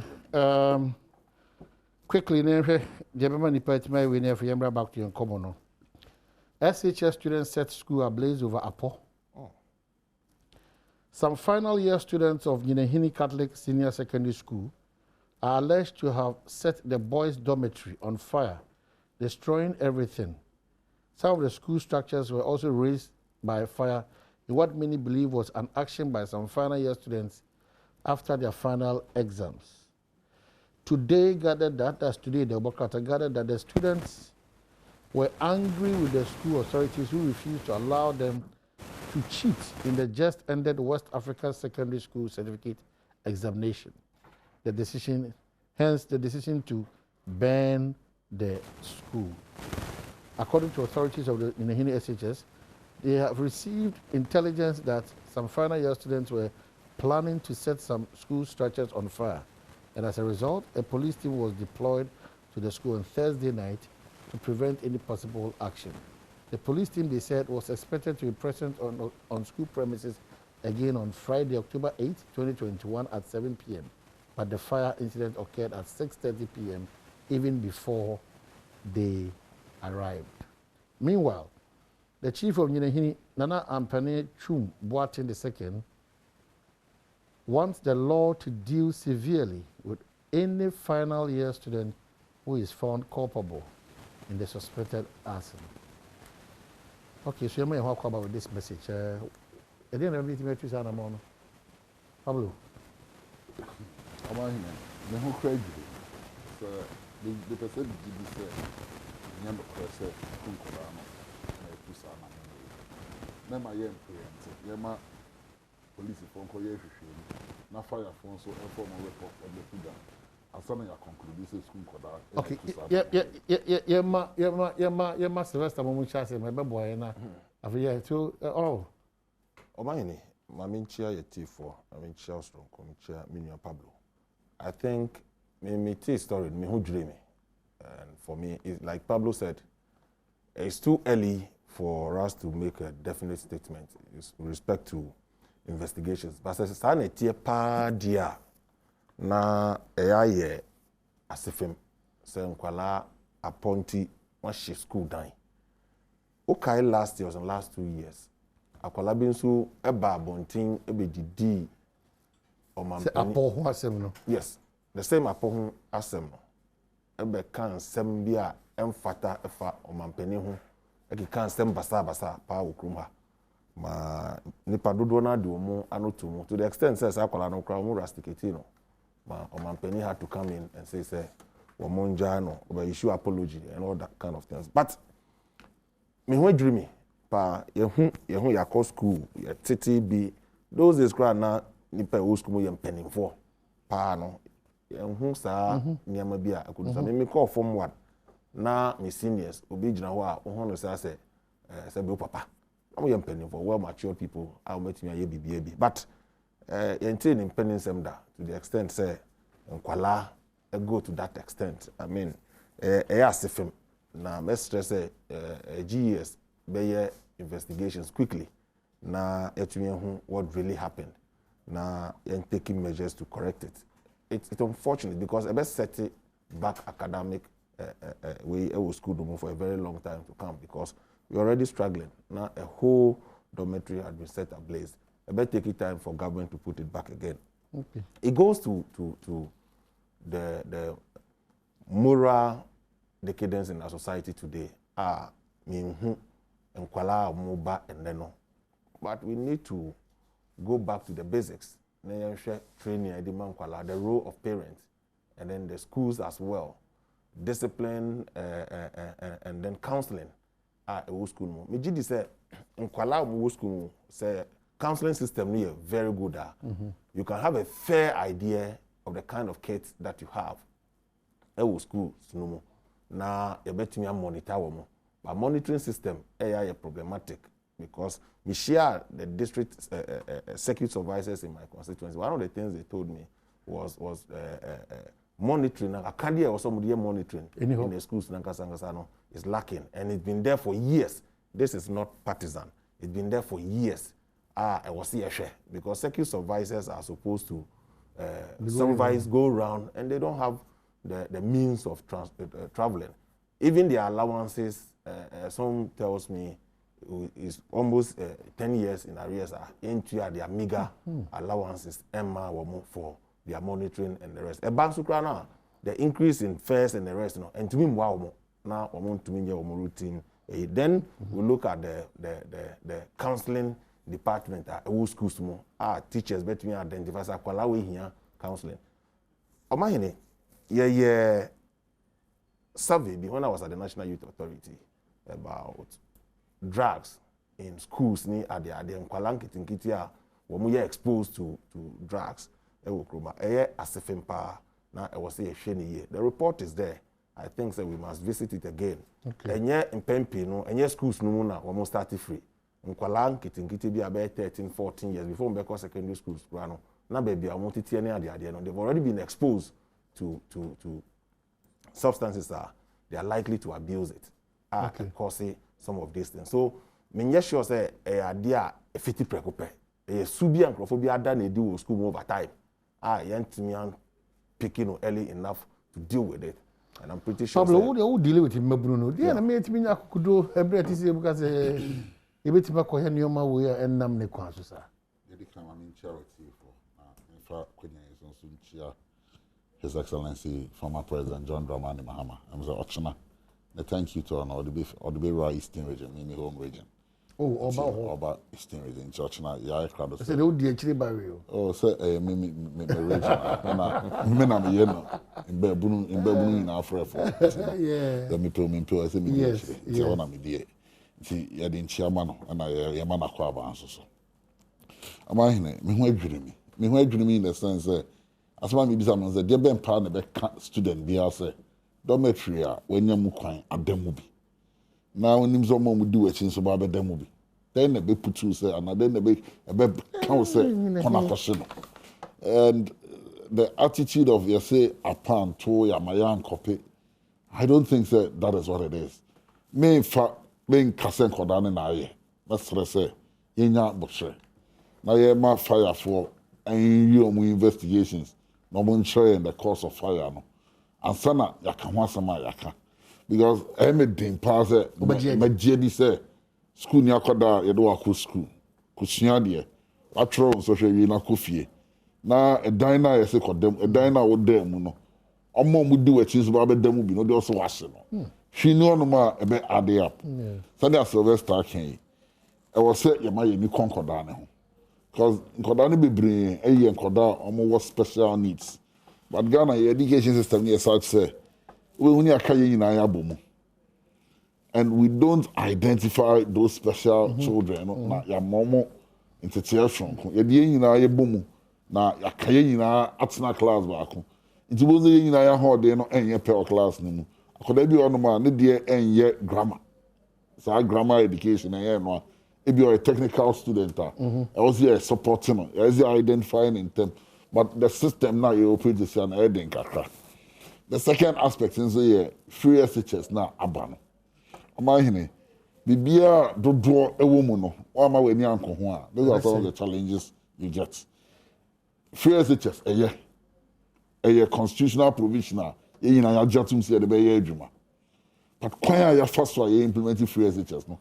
And the choir yet train Kodama. It's so be last year, I'm not sure SSC. You can widespread examination malpractice course. You can't cry say and cry. Immediately I start your spoon feed your Kodama. When there is any problem, last year the CN is in Kodani controls you catch on the moon we never. You Kodani be call rampage, if you don't credit your mind penny at them. The tendency of how we are preparing a man is very problematic. A big problem. And then they depend, we are spending 200 million Ghana cedis on past questions. Why maintaining penny some of that? It's me no can say, even at the basic level. Curriculum, yes, the trauma they cry and fan.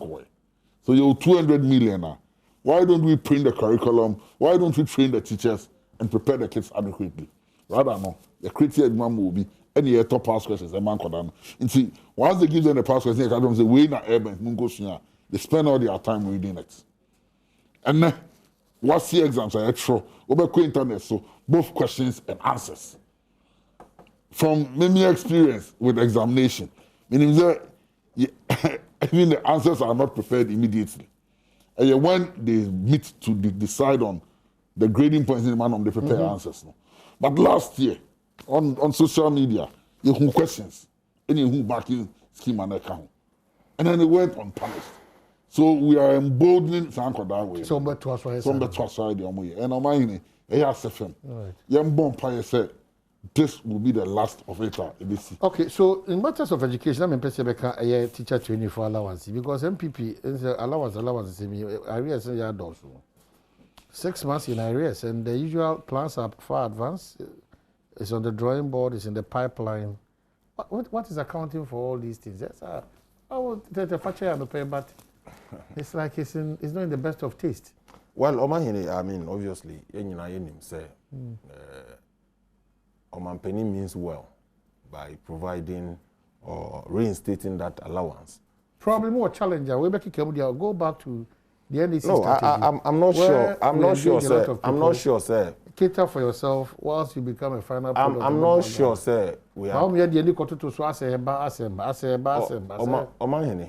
not sure, sir, in the history of the Fourth Republic, statutory payment in Po has always Common met fund is a typical example. its deadline. Its deadline. But so assemblies, we want fund. Yes, and I may say, I'm not sure, sir. Who has set a record? That's the issue. It is not. It is not. It's in arrears for 6 months. And as I speak to you, the Ministry of Finance has released the money to the controller or taking steps on this busy. But it's not to justify the delayance. I mean, it's unfortunate. So, Kala bebre wohwa omudi omoni atuso. Eno na omudi twa omuhu school no. Abua nipa bebre. If you ask the students, abua nipa bebre. Therefore, it's a good policy. But governments in time past had challenge of meeting deadlines of some statutory payments. And that's a challenge we all have as a country. When you have scarce resource, I mean, these are things that happens.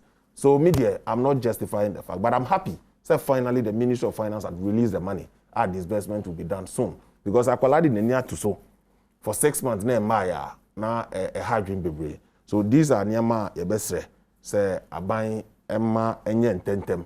Now, Nkwala no so more rely on it. And the delayance is not to suggest say scrappy policy will go back. A lot of people had been beneficiaries of this policy. Abuamu have to be yewo and okay. Intermediate, I can say ache. Okay. But it's refreshing you say the money is okay. So released. Pablo memoir ben, but Dominic Pachoma, Professor Opoko Amankwa, and as a sector minister, Doctor Omwaye, because this is a release and then I'm wanting to ask you whether it's true. Our parents are confused.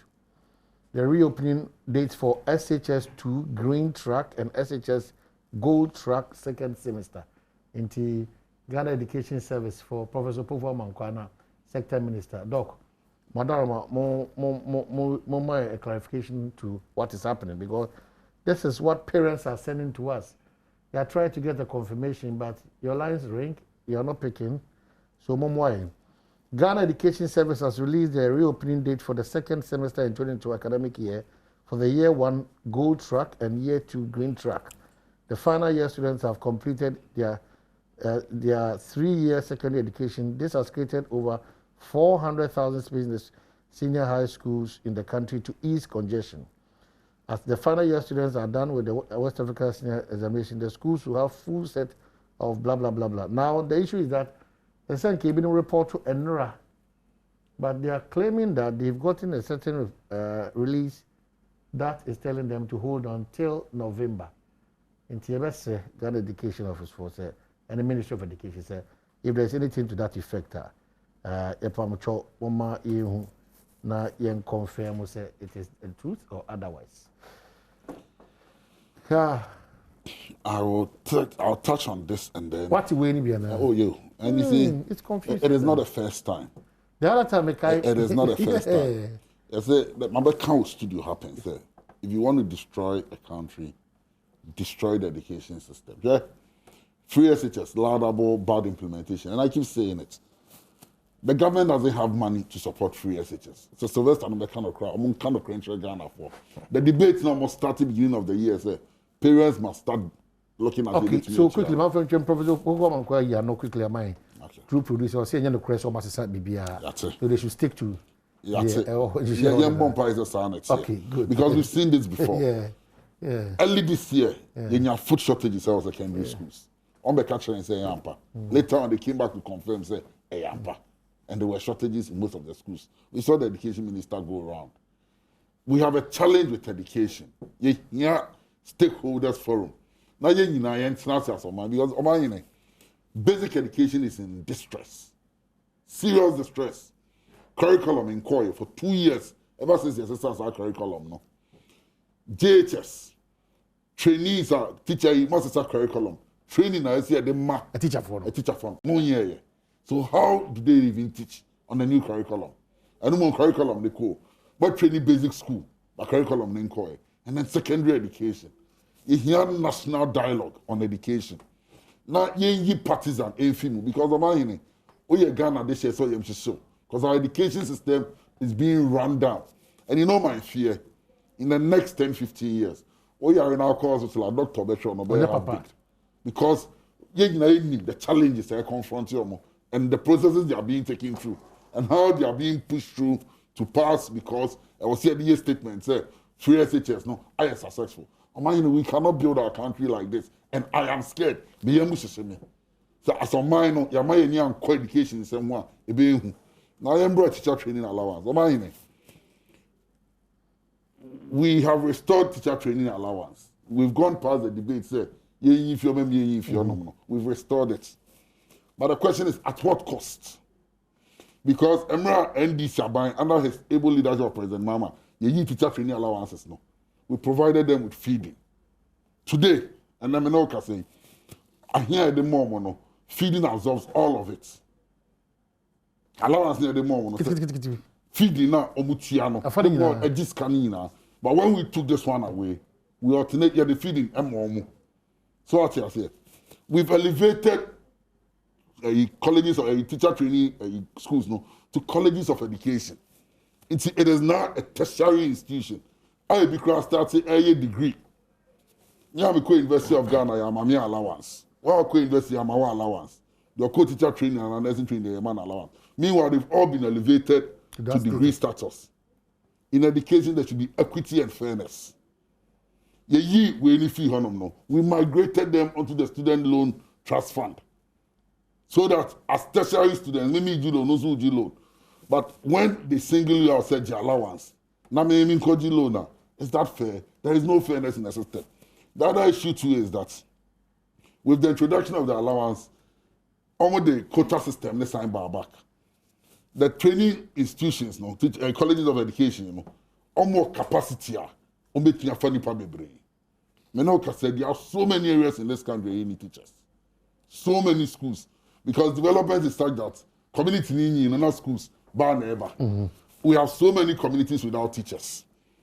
And so first, a PTC, a crop, say, your allowances, no, need to be for 400. Your allowances by at 200.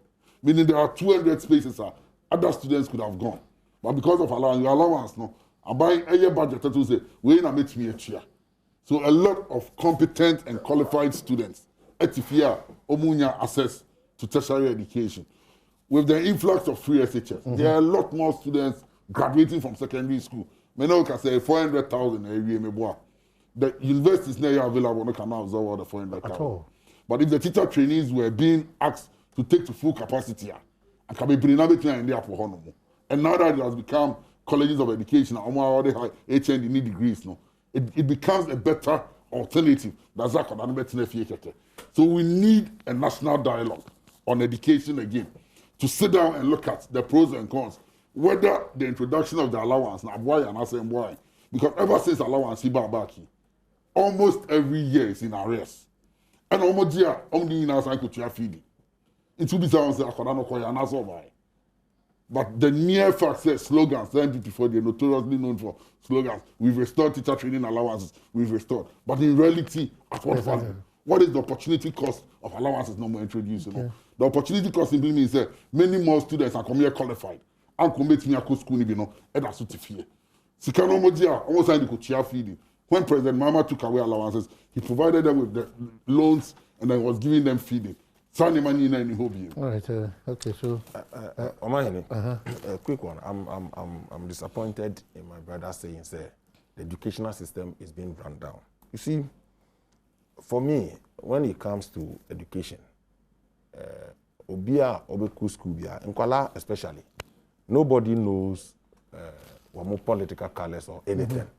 It's a state Ghana that is responsible. The worst form of free SHS is better than the selected few who are giving education. Who are mine now about 100,000 or so of your children who not progress from basic education, that's JHS, to secondary school. And who accumulated for 10 years, you know the mess you've created. And there's no empirical evidence to say, Nkwala will go through free SHS. No. Yes, it comes with its own challenges as a country. But yet again, opportunity cost. Some Nkwala do a better if you don't want to be come when him. Some make school. Now I will hear a crowd or honey resolving issues, no, which is better for this country.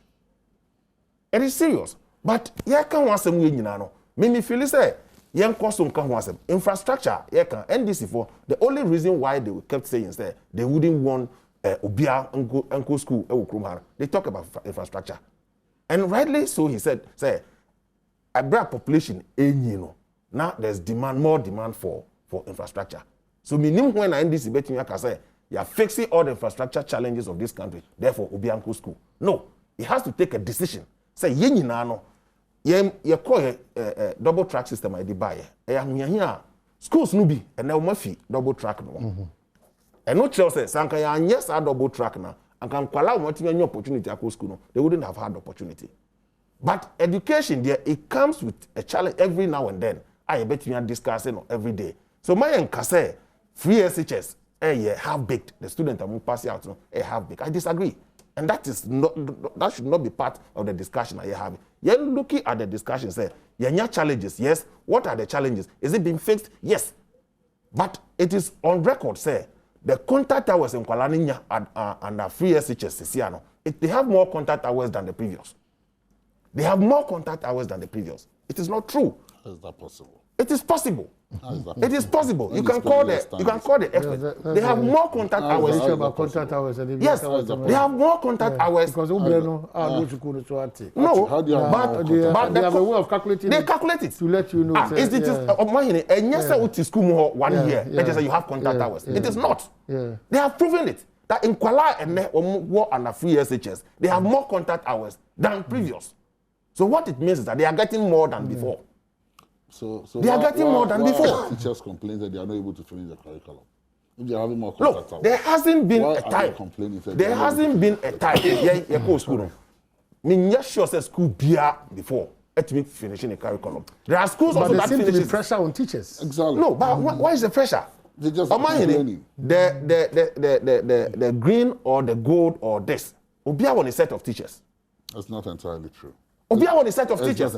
We recruited over 67,000 teachers to augment the teachers. It's not entirely true. No. So it's not entirely true. What do you mean it's not entirely true? Not entirely are you telling me, say, teachers are much gold, some they're the same gold and then green tracks. Go and find out. Don't put Pablo. There's a reasonable percentage of Pablo. It's not entirely correct. But if you check, there's some truth in what you're saying. Exactly. The teacher for no how much gold, you know. No more, no more. Don't do another. Exactly. Don't do another. Maybe some of them are doing fine. So what it means is say pressure na ye can. Teacher be calculate hours are also nya with the akwala. Me nya sure say you be bedding teacher be say wo de wo ye tuntum enti kire nkwala no ade saa e be the pressure be ba so. Me nya sure that is not the case. Okay. So yenma assembly need say look Nkwala no enne no omunya more contact hours for therefore they get more content than before. Okay. So Eno intina enne we say yato apo ama nkwala eno intina they are passing. It is not true. Look, your school and he knows it. Past questions, we call library. Past questions were available. And the examiner's comment and everything are available on library. You about past questions, you see, my past questions about you spend over whatever almost 200 million. I mean, the cost issue is a different matter but altogether. Even the relevance of the approach, that's another thing that me because time I was school. I mean, but you don't see a course. Past but a past question where you don't do a policy because you're past question. Well, you see, so a quick one on the colleges of education. Yes, it's true that the colleges of education have been elevated to that tertiary level. A B, we are hoping someone will be a degree awarding. Otherwise, part of teacher for a go through. When call set A, no matter a diploma, and son of a degree, a train saying we have moved to the level of between degrees at the any diploma. Now, this policy of teacher training allowance, Mr. Pablo pass and there almost scraps that policy. No, the intake and there under the current regime, and previously what they were taking, it is not the same. Okay. But Mr. said, yeah, the policy bar, you miss out more beneficiaries of the policy. How does it affect them? It's one of the things we should ask. About LGBTQ plus and Komono Egusi Organa until was wondering Chirahom. Ibinya Bereniakasa, Yakwaba.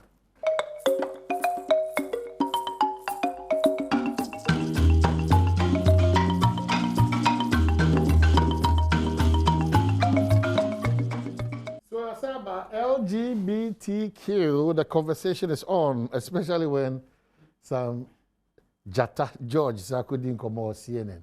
Na I want some na be say ya mami Audrey Gajoponi Yeah, Papa Kutan Palmo should the explanations are doing in our eba.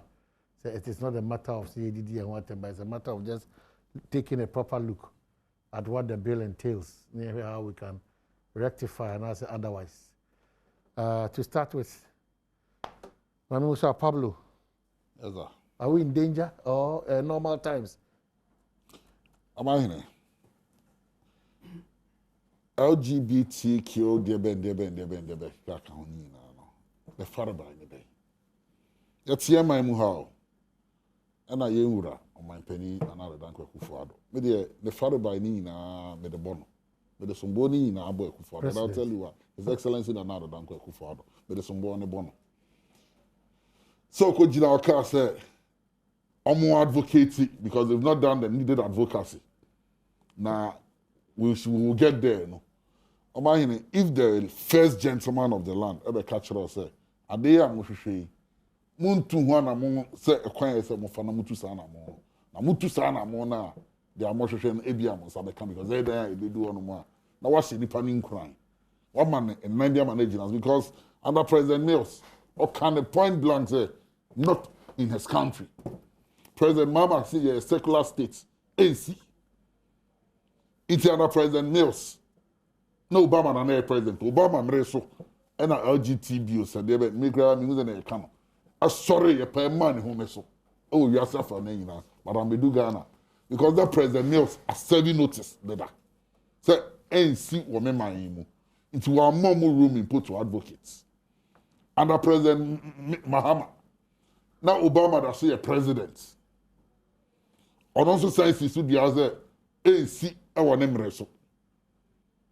And Ojina before the international community and Okaye. Edu president Akuwa on Kwandi Eswa. When ya saku kudrono, Antune Numutiono. And this amalgamation of some groups in a Saint-Pejan also.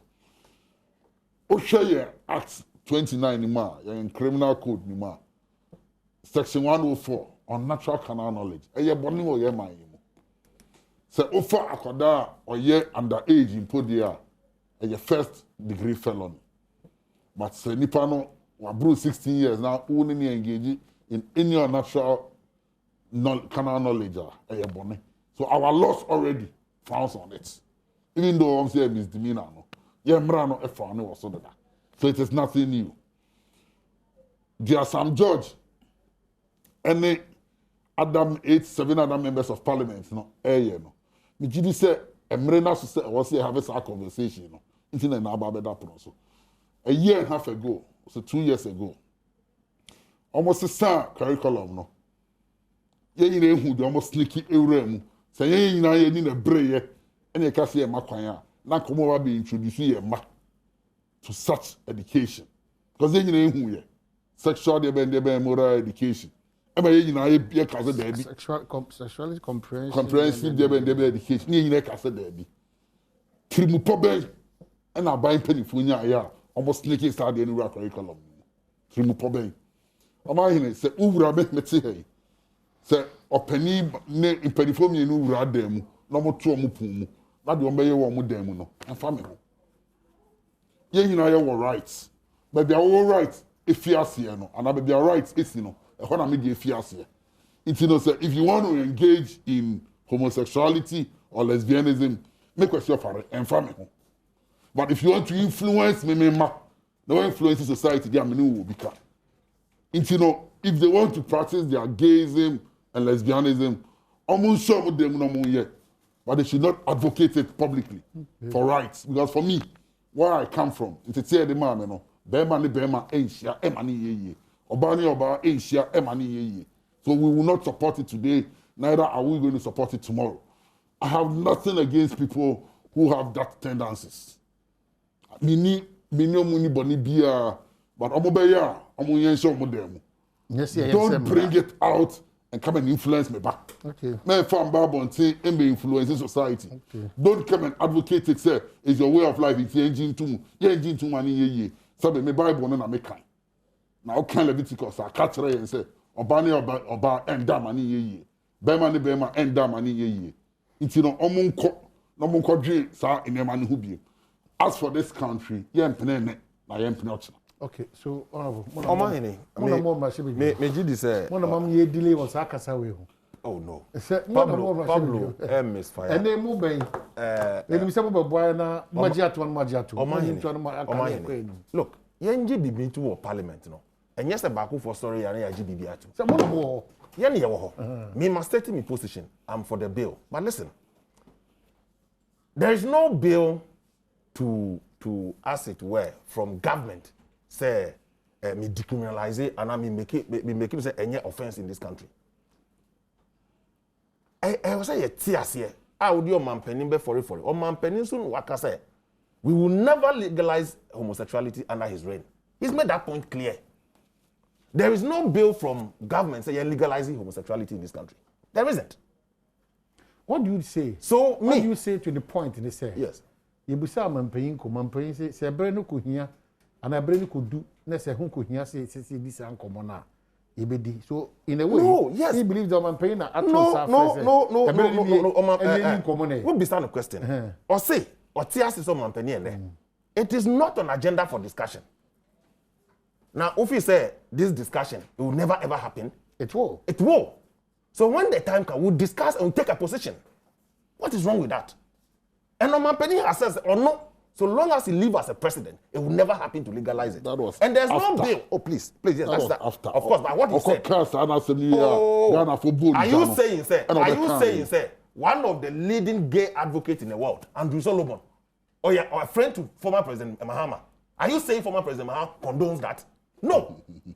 Are you saying so? But how are you going to contaminate us? Exactly. Don't say that. Don't say I have a lot of gay friends. Where from this argument? Please. It doesn't make you one. It doesn't make you one. Nobody says on my penny. Are you saying say on my penny na it's even in our statutes. It's even in our laws. The position of the law is clear. On penny is not advocating for a law to scrap that. Are we able to legalize it? It is not true. There's no link. There's no linkage. There is a lot of. There is no linkage whatsoever. There's no linkage. Don't link it. Because on Mampeni no tio no. Wa tu na numu tio ache Ghana for you now. Now there's a lacuna in even I section 104 now okay no. It is difficult to prove unnatural carnal knowledge between a woman and a woman. It is difficult. He's a lawyer. He knows it. Extremely difficult. You can't prove it. Because the proof is that one must have a carnal knowledge. And carnal knowledge is through your manhood. A woman doesn't have. No. Please, or objects or anything. You are misrepresenting the No, I'm not. Please.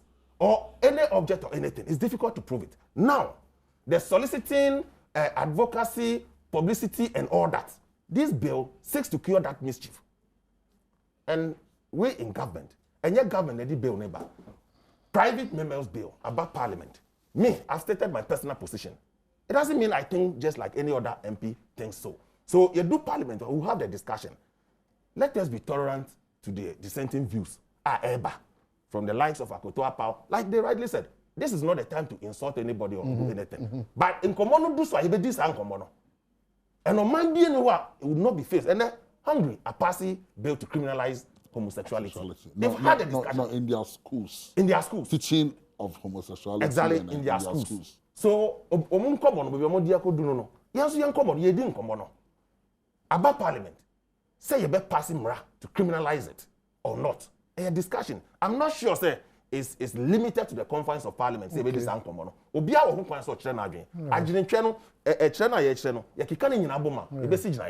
Now, in the minority, in the majority. We have not objected to this bill. Okay, and we are prepared to debate it. But whilst you are debating it or stating your position, you should be open to dissenting views. Now, people have even said, and I've read the majority chief whip say, bill no, you're correct. There are defects on the bill, and you say it now say, near cure sad defect. Maybe you also do this one or the beba. Now you know right. And Tima, you far at the way and your partisanship. It is not. Because bill in that parliament, a bipartisan bill in that parliament. All right, so my minister, Honorable Sylvester, said, Wadara Masha, in Shuta, and Koma Bedi, or Shawasam Kamai. And NDCS here, Henry still hashtag Pablo, #1. National Youth Organizer, right? Unauko. Certainly. Certainly. Belated birthday. Bishop Yahushua and Sir Anna Philippus Ebon's birthday. Happy belated one to you guys. And then Fredima of Fredima Studio, CEO. And then birthday. Happy birthday to you. Wow, J. Bresciano. We appreciate and we thank you so much. It's a Tuesday. The best share, especially with cameraman for solo. And about your wine and see and the day and say they be a day. So for Israel, so could see in your buy. Ubia, Ushe, Bibia, J. Brescia. And Damase, and Sa, Yako.